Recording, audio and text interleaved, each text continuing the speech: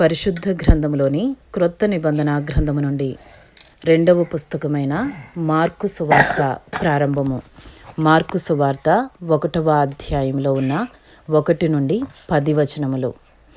దేవుని కుమారుడైన యేసుక్రీస్తు సువార్త ప్రారంభము. ఇదిగో నా దూతను నీకు ముందుగా పంపుచున్నాను. అతడు నీ మార్గము సిద్ధపరచును. ప్రభు మార్గము సిద్ధపరచుడి. ఆయన త్రోవలు సరాలము చేయుడని అరణ్యములో కేక వేయుచున్న ఒకని శబ్దము అని ప్రవక్త అయిన యెషయా చేత వ్రాయబడినట్టు బాప్తిస్మమిచ్చు యోహాను అరణ్యములో ఉండి పాప క్షమాపణ నిమిత్తము మారు మనసు విషయమైన బాప్తిస్మము ప్రకటించుచు వచ్చెను. అంతటా యూదయ దేశస్థులందరూ యెరూషలేము వారందరూ బయలుదేరి అతని యొద్దకు వచ్చి తమ పాపములను ఒప్పుకొనుచు యోర్దాను నదిలో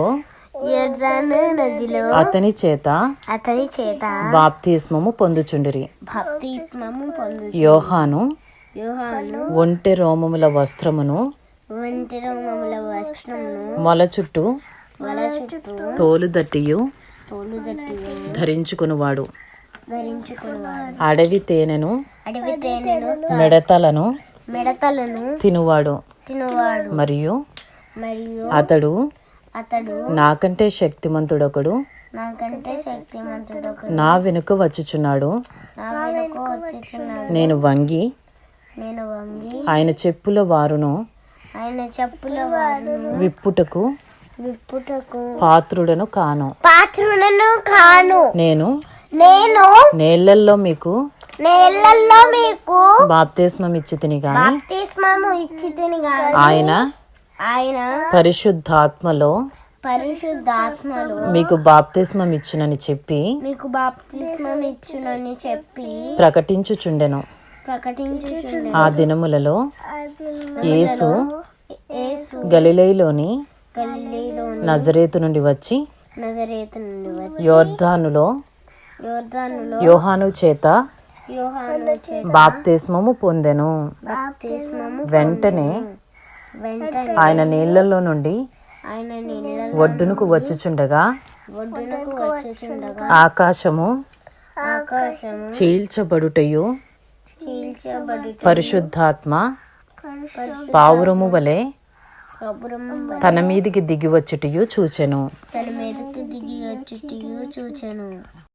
మార్కు సువార్త 1వ అధ్యాయము 11వ వచనము నుండి 20వ వచనము వరకు.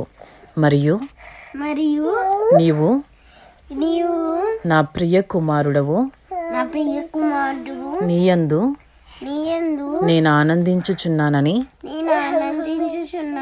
ఒక శబ్దము ఆకాశము నుండి వచ్చెను. వెంటనే పరిశుద్ధాత్మ ఆయనను అరణ్యములోనికి త్రోసుకొని పోయెను.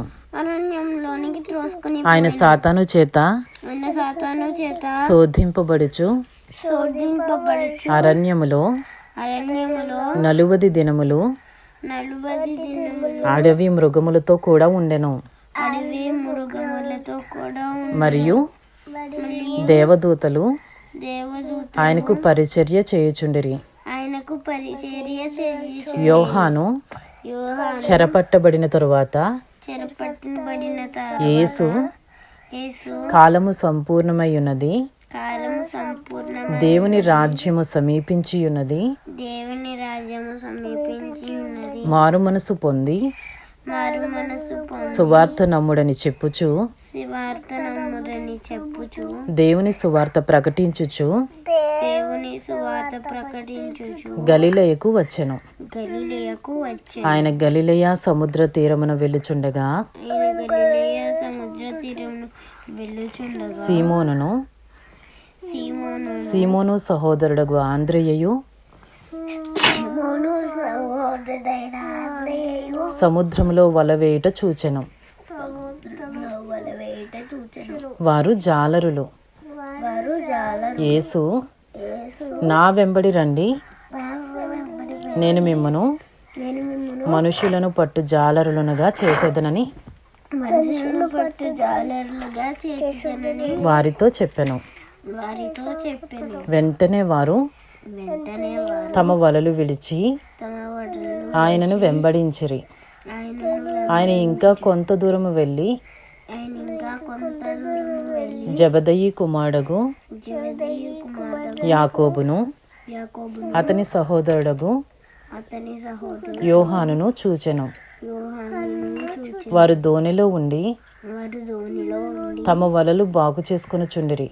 తమ వలలు బాగు చేసుకుని వెంటనే ఆయన వెంటనే వారిని పిలువగా వారు తమ తండ్రి అయిన జబదయి దోణిలో జబదయి ధోని జీతగాండ్ర యొద్ద విడిచిపెట్టి గీతగాండ్ర యొద్ద విడిచిపెట్టి ఆయనను వెంబడించిరి. ఆయనను వెంబడించిరి.